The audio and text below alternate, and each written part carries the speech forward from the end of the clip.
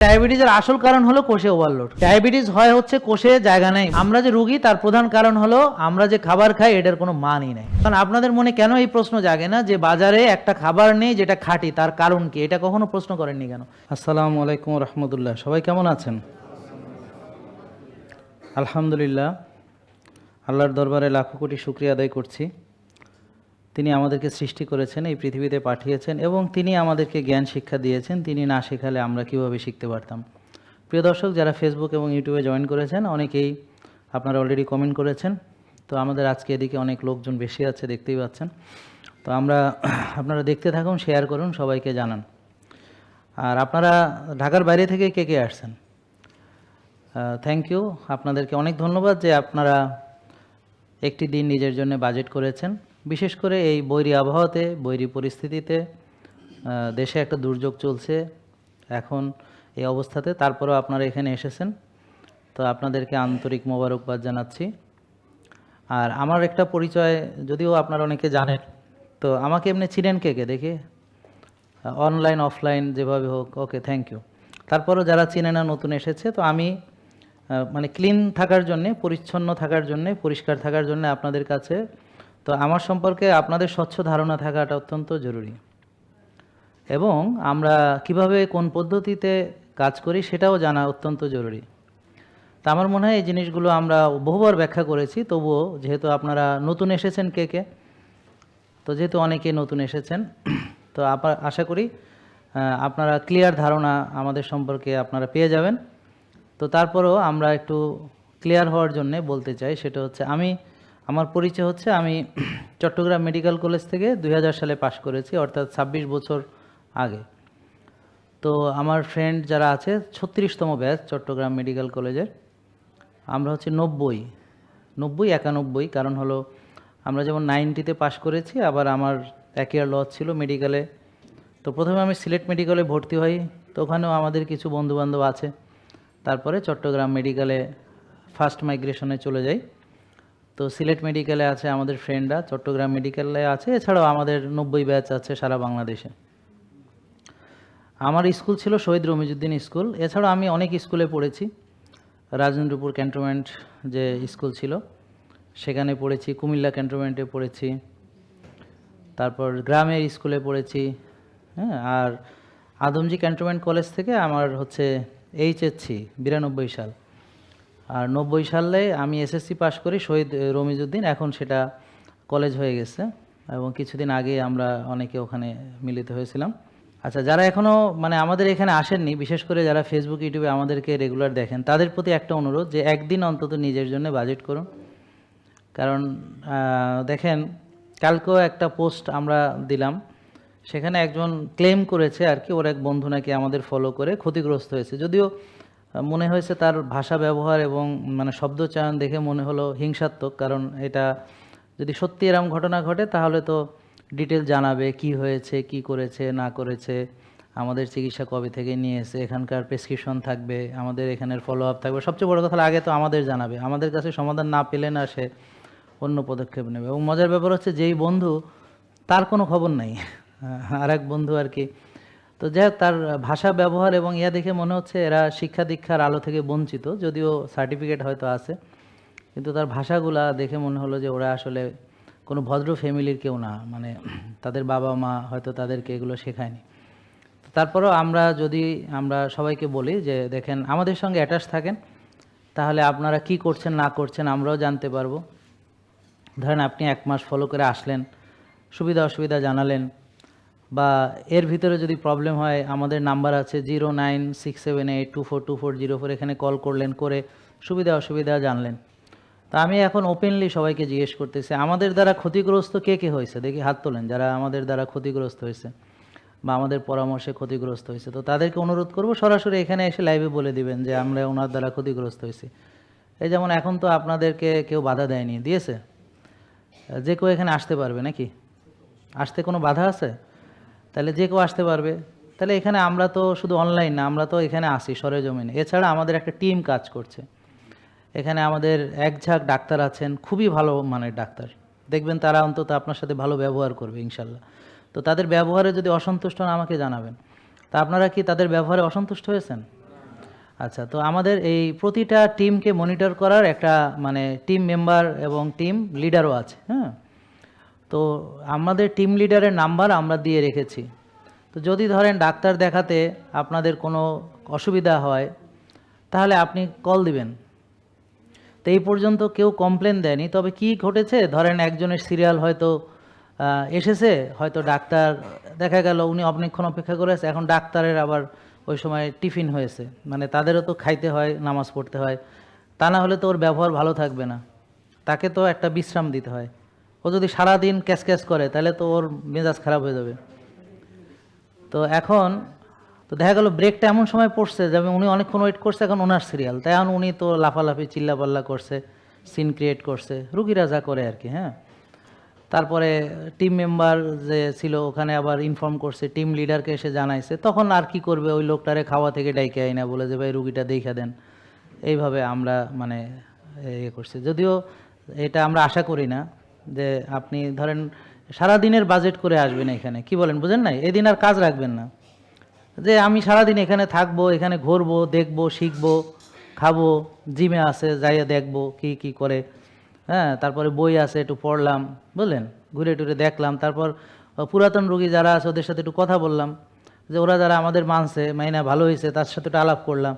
তারপরে এখানে আরও দু চারটা চেনা মুখ হয়তো পাইতে পারেন, যে যারা জিমে গেলে ওরা মাঝে মাঝে জিম টিম দেখায় টাকায়, তো ওদের পরিচিত মুখ, যে ভাই আপনারা দেখছি ভিডিওতে, আজকে দেখলাম, এরকম আর কি। মানে আপনি এইখানে এই একটা কমিউনিটি বিল্ড আপ করা, আর তাছাড়া সবার সাথে যোগাযোগ রাখা, দুই চারজনের নাম্বার বিনিময় করা, আপনি কোন এলাকায় থাকেন, তো আমিও তো চিটাগাঙে থাকি, তাহলে এই যে একটা আপনারা এখানে এসেছেন, এটাকে একটা সোশ্যালাইজেশনের ভিতরে রাখবেন। এখানে আপনি যদি তাড়াহুড়া করেন চলে যাবেন, তো চলে যাওয়ার জন্য তাহলে আরেকদিন আসেন, একটা দিন অন্তত নিজের জন্য বাজেট করেন, ব্যাপারটা বুঝতে পারছেন, তাহলে আর এই অপ্রীতিকর ঘটনাগুলো ঘটে না। তো এছাড়া আলহামদুলিল্লাহ কেউ বলেনি কোনো বিষয়ে, হ্যাঁ। আর আপনি যদি না বুঝেন তাহলে জানাবেন, জানালে আবার বোঝানো হবে, আবার বোঝানো হবে, আবার বোঝানো হবে। তবে যদি মনে করেন যে আজকে সব বুঝে যাবেন তাহলে তো সেটা ঠিক না, কারণ আমার 4000-এর উপরে ভিডিও আছে, হ্যাঁ। আমি 19 সাল থেকে মানুষকে এগুলো শেখাচ্ছি, কিন্তু মানুষ এখনও শেখেনি। আর মনে হয় না আরও 40 বছর যদি বাইসে থাকি, আল্লাহ যদি বাইসা রাখে, 40 বছর এই দাওয়াতি কাজ করলেও মনে হয় না শিখবে। যদি মানুষ শিখতে না চায় কোনো দিনই শিখবে না। তা এখন একটা অপরচুনিটি আপনাদের আছে শেখার। তা আমরা আপনাদের কি কি শেখাবো, রোগ কিভাবে তৈরি হয়, বিশেষ করে ডায়াবেটিস, উচ্চ রক্তচাপ, ফ্যাটি লিভার, অর্থাৎ যে রোগগুলোর ওষুধ চলবে, এই ধরনের রোগগুলো কেন তৈরি হয়, কিভাবে তৈরি হয়, সেটা থেকে বাঁচবো কিভাবে, সেটা ভালো হবে কিভাবে, একদম বিস্তারিত। তো এই সব কিছু আপনি জানতে পারবেন। শুধু নিজে ভালো থাকবেন তা না, আপনি যদি এই পরামর্শগুলো যা আপনি মেনে ভালো হলেন, এগুলো যদি অন্য কাউকে পরামর্শগুলো দেন, দেখবেন সেও ভালো হয়ে যাচ্ছে। এইভাবে আপনারা পুরো একটা বাংলাদেশ সহ সারা পৃথিবীর মানুষকে সুস্থ থাকার জন্যে পরামর্শ দেওয়ার মতো যোগ্যতা অর্জন করবেন। তো কেউ কি আছে আমাদের এখানে যে আমাদের অনেক দিন ধরে ফলো করে এবং মানে এবং শিখতে চায়, চেষ্টা করে, রেগুলার ভিডিও দেখে? কেউ, এনিওয়ান? আলহামদুলিল্লাহ, 1 জন 2 জন 3 জন 4 জন 5 জন 6 জন 7 জন 8 জন, আল্লাহ, অনেক অনেক, মাশাআল্লাহ মাশাআল্লাহ মাশাআল্লাহ, যা খুশি হলাম। তা এখন হোমায়ার এটা জানে কে কে? হাত তোলেন যারা জানে হোমায়ার। ওকে, হাত কয়টা কমে গেল। হোমায়ার কত থাকলে ভালো জানেন? সবাই জানেন তো? কত? 1, মাশাআল্লাহ, গুড। আচ্ছা বলেন, হোমায়ার দিয়ে কি বুঝি? যারা জানেন বলেন, কি বুঝি?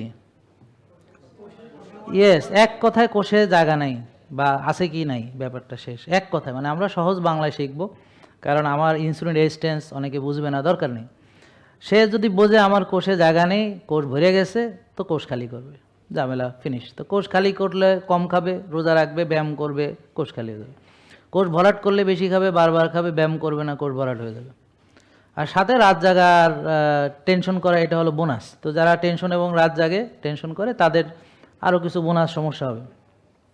আর তার ভিতর যারা নিয়ম পছন্দ করে না, অনিয়ম করে, তাদের তো আর মনে করেন কেউ বাঁচাইতে পারবে না। কি বুঝতে পারছেন নাকি? তাহলে এখন আসেন, আমাদের ফলো করে দেখেন ক্ষতিগ্রস্ত হওয়ার কোনো সুযোগ নাই। কেন? কারণ আমরা তো ওষুধ দেই না যে ওষুধ খেয়ে আপনি মারা যাবেন। তো এই যারা আমাদের সম্পর্কে একদমই জানে না, তারাই আমাদের বিরুদ্ধে পোস্টায়। আপনাদের বাসায় কেন ওষুধ, এটা নিয়ে ভেবেছেন কখনো? কারণগুলো বুঝতে পেরেছেন? তো কারণগুলো হলো নষ্ট খাওয়া। নষ্ট খাওয়া আপনি কেন খাচ্ছেন? কারণ আপনার অ্যাভেলেবেল খাবার এগুলাই। সো সবার সঙ্গে আপনি বগি একটা, তো বগি হিসেবে আপনার দায়িত্ব হচ্ছে সবার মতো খাওয়া, তারপরে অলসতা বিলাসিতা করা, তারপরে টেনশন করা, রাত জাগা, এবং অস্থির হওয়া এবং খুব মানে একটা হতাশাগ্রস্ত জীবনযাপন এবং খুব ছোটাছুটি, মানে খুব ছোটাছুটি করছি আর কি। হ্যাঁ, জীবনে এই পাই না, ওটা দরকার, ইত্যাদি ইত্যাদি, খুব ছোটাছুটি করছি। হ্যাঁ, তো দেখেন মেলে কিনা। তো বিনিময়ে কী হচ্ছে, আমার ডায়াবেটিস হচ্ছে।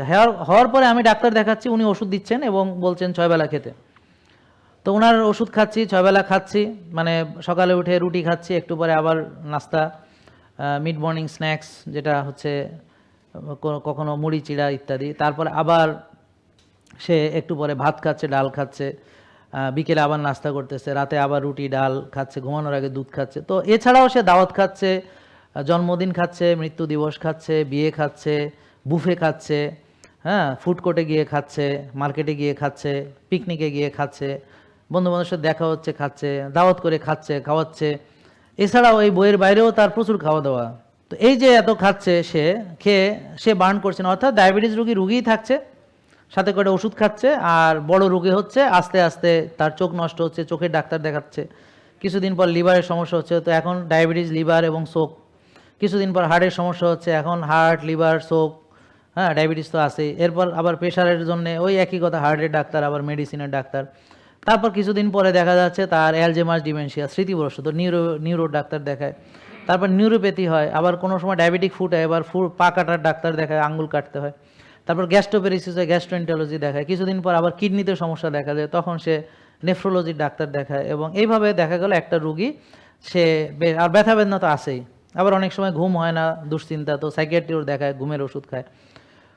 তো এইভাবে দেখা গেল একটা রুগী এখন কয়টা রোগের রুগী হলো এবং কয়জন ডাক্তারের রুগী হলো। এটা কি বাস্তবতা কিনা নাকি? কারণ আপনাদের মনে কেন এই প্রশ্ন জাগে না যে বাজারে একটা খাবার নেই যেটা খাঁটি, তার কারণ কি? এটা কখনো প্রশ্ন করেননি কেন?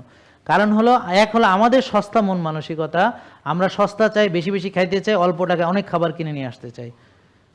কথা বুঝছেন?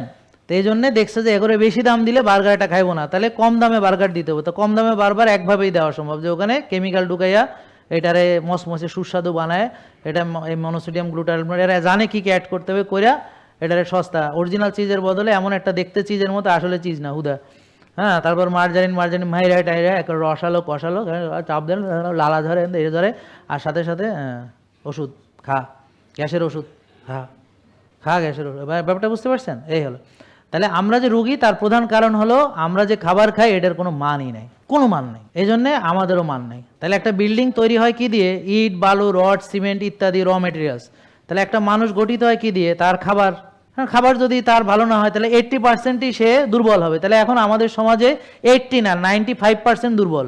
বুঝতে পারছেন? 95% দুর্বল। এবং কেউ মন খারাপ করেন না, একটা কথা বলি, সেটা হলো এখন ডিভোর্সে এত হইতেছে, তার প্রধান কারণ হয় যে কোনো একদিক থেকে অনেক দুর্বলতা আছে, এই সাইড বা ওই সাইড থেকে, বুঝলেন? এইটার কারণ ওই যে হঠাৎ করে একজন বলল না যে এত সুন্দর দম্পতি ডিভোর্স কেন হলো? ডিভোর্স হইলো যে ভিতরে যে দেখেন কারো একজনের সমস্যা আছে। ডায়াবেটিস হয় হচ্ছে কোষে জায়গা নেই, বলেন বেশি খেলে, সবাই বলেন, বারবার খেলে, ব্যায়াম না করলে, কায়িক শ্রম না করলে, রাত জাগলে, টেনশন করলে, নিজের যত্ন না নিলে, কোনো রুটিন ছাড়া চললে, অনিয়ম চললে, বিশৃঙ্খল জীবনযাপন করলে কি হবে?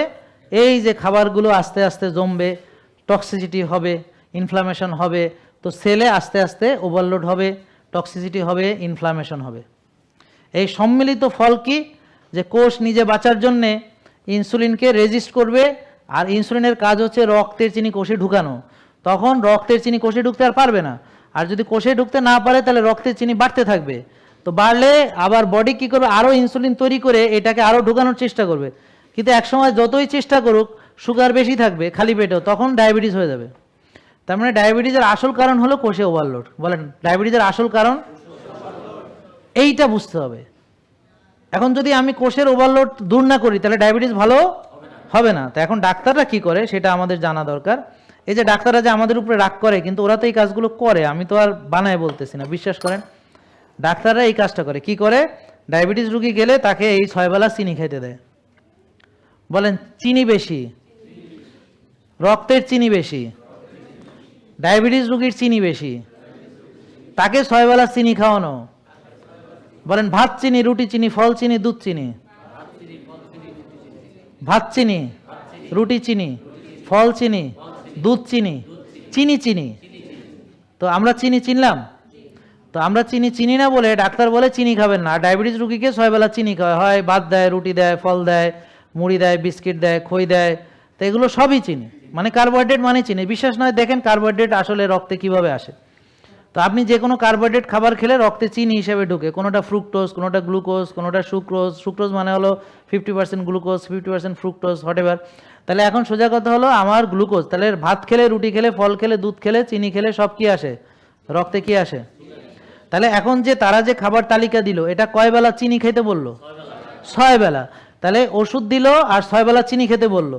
তাহলে কি হচ্ছে? চিনি খাচ্ছেন, ওষুধ বা ইনসুলিন দিয়ে চিনি কোষে ঢুকাচ্ছেন, তাহলে কোষটা আগে থেকে ওভারলোড ছিল, তো এখন কোষে আরও ওভারলোড হলো। এইভাবে আস্তে আস্তে ডায়াবেটিস রোগী ধীরে ধীরে আরও বড় রোগী হবে, ওষুধ বেশি লাগবে, ওষুধে কাজ হবে না, ইনসুলিন লাগবে, এরপরে আস্তে আস্তে তার চোখ নষ্ট হবে, লিভার নষ্ট হবে, ব্রেন নষ্ট হবে, কিডনি নষ্ট হবে, ইত্যাদি ইত্যাদি ইত্যাদি, যেগুলো আমরা আলোচনা করলাম, নার্ভ নষ্ট হবে। জেকে লাইফস্টাইল লিমিটেড, ওষুধ মুক্ত সুস্থ জীবন।